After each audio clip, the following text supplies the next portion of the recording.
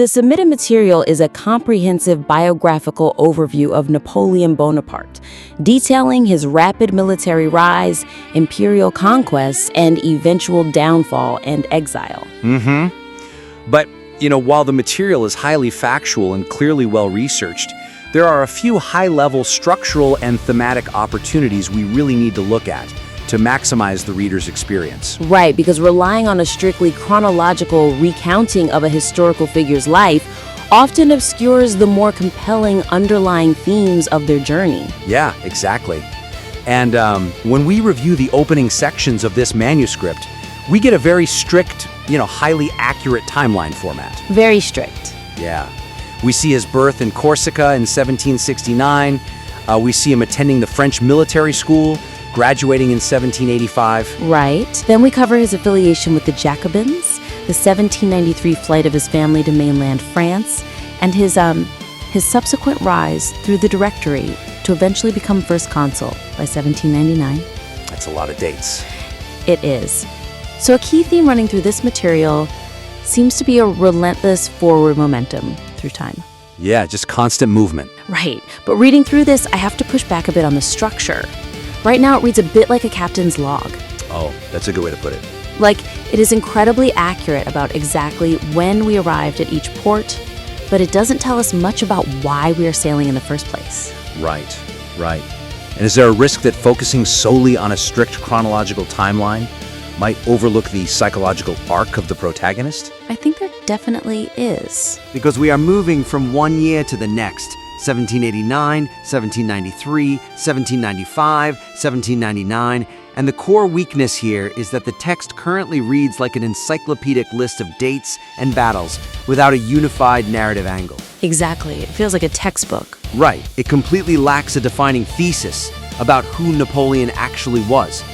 By presenting the information this way, the piece just feels like a standard reference article. Yeah. We understand the physical movements of the man, but his internal motivations, they remain entirely opaque to the audience. I hear you, but isn't a biography inherently supposed to be chronological?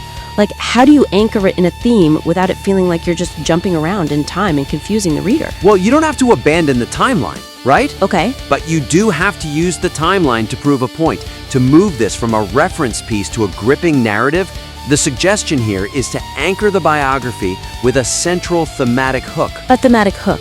Right. Yeah, and then you meticulously frame those chronological facts as evidence of that thesis. Oh, I see. Let's say you establish a hook of Napoleon as, like the ultimate outsider turned opportunist. I like that. Right? Or a master of self-mythologizing.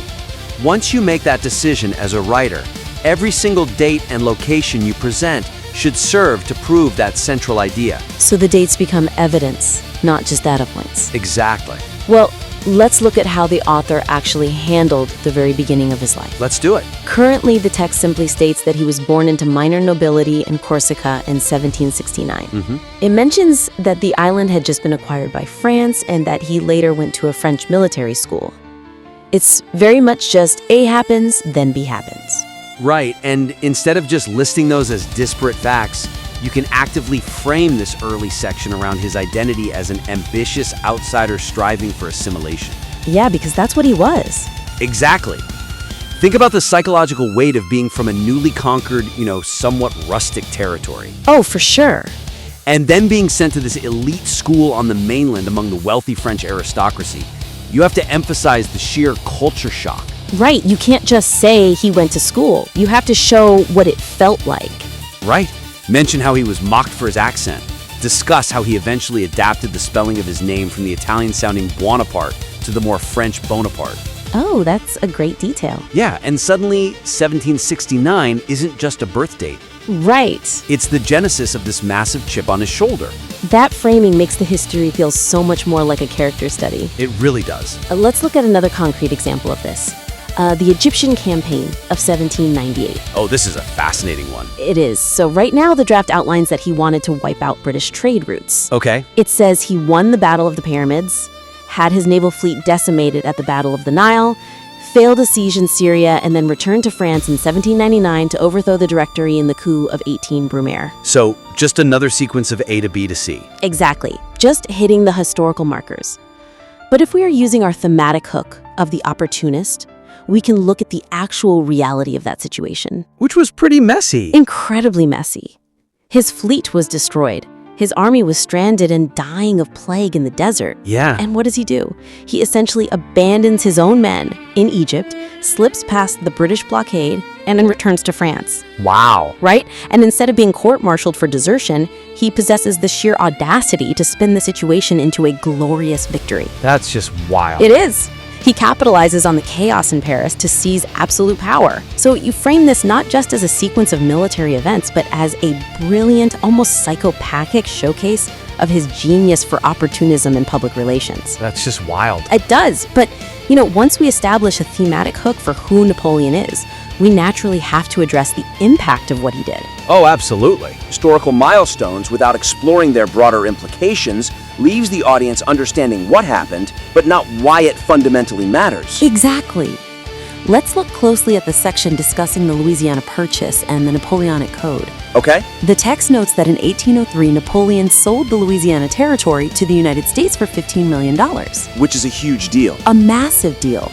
And then a little later, it mentions the establishment of the Napoleonic Code in 1804. Right. But the way these massive events are presented is almost in passing. Like, they are just dropped into the flow of the text as if they hold the exact same weight as a minor tax reform or a small border skirmish. Yeah, that makes sense. But could the evidence also support a different conclusion? Like these non-military events actually being the most important, enduring parts of his legacy, rather than just side notes to his endless wars? I think you could absolutely make that argument. Right, because the weakness in this section is that major strategic and political decisions are presented as isolated bullet points without their necessary weight. Yeah, they just fly by. Exactly. The text mentions the Louisiana Purchase merely as a way to, quote, raise funds for future wars. Which, technically true. Technically true, but it misses the big picture. And then it drops the creation of the Napoleonic Code into this rapid-fire list of domestic reforms. Right. By doing this, the narrative completely fails to explore how these decisions fundamentally reshaped global power dynamics or modern civil law. The reader is just left asking, so what? And as a writer, having your audience ask so what is basically the death knell of the piece. Absolutely. Like, if they're asking why they should care, you've lost them. So how do we fix that? Well, the suggestion is to elevate these major historical milestones by explicitly connecting them to their long-lasting global consequences. Make the stakes clear. Yes, you need to demonstrate the structural impact of Napoleon's reign beyond the battlefield. Take the 1804 Napoleonic Code. Okay. Right now, the material states that it streamlined the French legal system. Streamlined. Yeah, that is technically accurate, but it feels incredibly understated. Streamlined is a word you use for corporate restructuring, not, upending centuries of law. Right. To elevate this, you have to expand beyond that simple description and explain the mechanics of how it changed everyday life. Give us the ground level view. Exactly. Add context about how this code dismantled feudal privileges. Which was revolutionary. Completely. What did that actually mean for a French peasant versus a noble? Right. It meant establishing a true meritocracy where government jobs went to the most qualified, not the most aristocratic. Which is a huge shift in society. Massive. And more importantly, you have to explicitly state that it continues to form the foundation of French civil law to this very day. Wow. Yeah. And it heavily influences legal systems across the globe. By pulling back and showing the reader this ripple effect, you are proving that this might actually be his most enduring non-military achievement. It really anchors the importance of the event. It does. I want to look at the disastrous 1812 Russian invasion because I think that is another perfect concrete example for this so what treatment. Oh, definitely.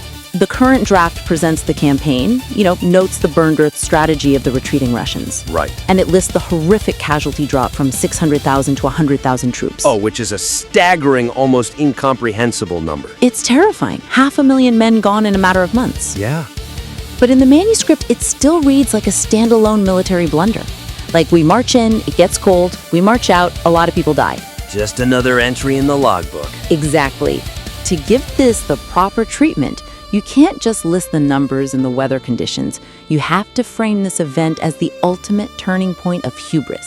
How do you mean? Well, you have to explain how this specific catastrophe fundamentally shattered the psychological myth of his invincibility across Europe. Ah, I see. Up until 1812, Napoleon was viewed almost as a god of war.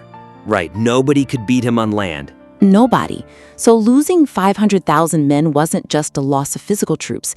It broke the spell he had over the continent. Wow, yeah. It was the direct catalyst that allowed the disparate, terrified European powers to finally realize he could bleed. That he was human. Exactly. Causing them to coalesce into a unified coalition against him. When you explain the mechanism of why that specific loss mattered, the historical fact transforms into a thrilling narrative climax. Now that we are injecting these moments of deep, contextual significance, we really have to be careful about how we deliver them. What do you mean? Well, if we just stack these heavy, impactful moments on top of a relentless list of battles, the reader will be quickly overwhelmed, Oh, I see what you're saying. right? Because a relentless succession of military campaigns and treaties can fatigue the reader if not balanced with moments of personal or political breathing room. Yeah, if every sentence is a cannonball, eventually the reader goes deaf. That's exactly it. I can see what you're going for here. Let's see how we can strengthen this specific part of the manuscript, because the pacing really starts to break down in the middle. It really does. I'm looking specifically at the rapid-fire paragraph in the section titled The Reign of Napoleon I. Oh yeah, that paragraph. The sheer density of events in this one passage is staggering. It's a lot. We get the naval disaster at Trafalgar in October 1805, Okay. the massive victory at Austerlitz in December 1805, the implementation of the Continental System in 1806, the victory at Friedland in 1807, and the Battle of Wagram in 1809. Wow. It is essentially one long run-on sentence of global conflict. Yeah. Is the connection between A and B fully established in the material, or is that an area to potentially bolster? Like, is the connection between the sheer volume of military conquests and the eventual political and personal toll clear here? It's not clear at all. Looking at this section, it just feels like a blur. Yeah. Are they actually connecting the exhaustion of these endless wars to his political downfall, or is it just a list of things that happen? It really reads just like a list. Right, because the weakness here is that the pacing suffers from severe chronological whiplash. The reader is being dragged from battle to treaty to battle without any structural variation or transitional reflection. It's exhausting to read. It is.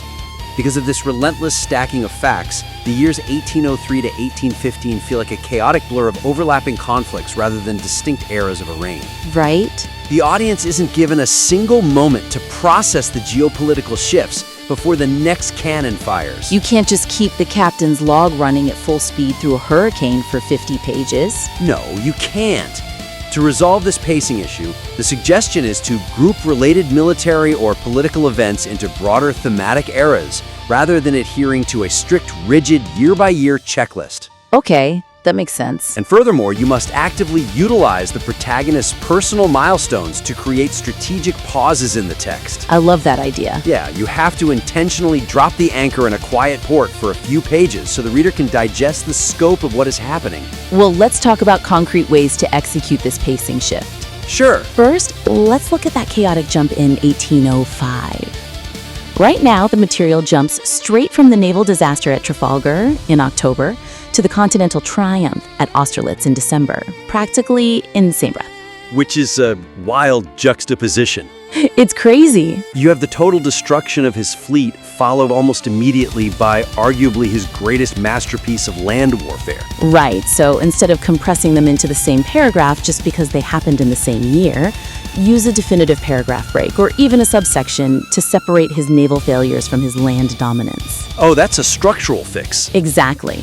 By creating a thematic bucket for his inability to challenge the British Navy, you provide a sharp, necessary contrast to his absolute supremacy over the Austrian and Russian armies on land. Right. By separating them structurally, you allow the reader to appreciate the duality of his strategic position, rather than just seeing two battles back to back. That structural separation is vital for comprehension.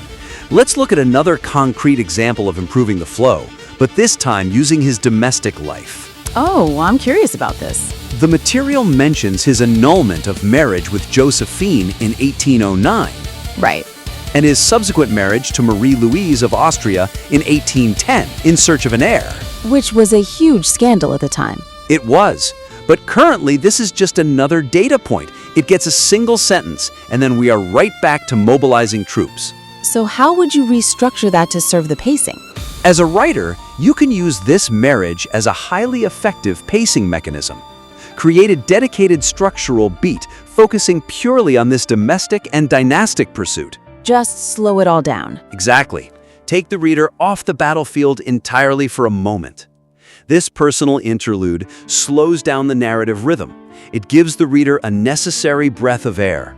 A palate cleanser. Yes, a moment of quiet, tense court intrigue.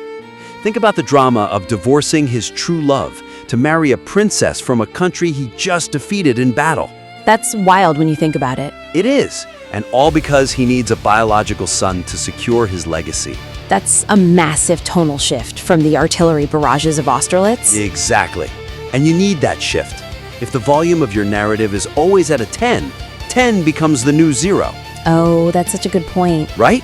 By dropping the volume down to a 4 during his marriage to Marie-Louise, you create contrast. You spend some time in the quiet opulence of the French court. So that when the war starts at Denon, it hits harder. Precisely. So that when you finally plunge the reader back into the frantic, disastrous, and accelerating pace of the 1812 Russian campaign, the disaster hits them with the force of a 10 all over again. It makes the freezing cold of Russia feel that much more bitter when you've just spent a chapter in a warm Parisian palace. Exactly. The contrast is what makes the narrative work. Well, let's briefly recap the main takeaways from our critique today. Sounds good? First, move beyond a strictly chronological timeline. Establish a clear, unified thematic angle, such as framing Napoleon as the ultimate opportunist, and use the chronological history as evidence to prove that thesis. Right. And second, highlight the so what. Don't just list facts. Deliberately connect isolated events, like the creation of the Napoleonic Code or the Louisiana Purchase, to their lasting global and structural impacts so the audience understands why they matter. And third, improve the pacing and flow of the manuscript by grouping military campaigns thematically and using domestic moments like his marriages to Josephine and Marie-Louise as necessary narrative breathing room to prevent reader fatigue. The underlying research in this manuscript is incredibly robust. I mean, the facts are all there. They really are. And applying these concepts regarding narrative architecture and thematic pacing will elevate it tremendously. We enthusiastically invite you to implement these high-level editorial shifts and submit your revised work back into the show for another critique. Because when you are navigating a history this dense and turbulent, a captain's log just isn't enough to keep the crew engaged. No, it's not. You have to tell us why we are sailing into the storm in the first place, and what the world will look like if we ever make it to the other side.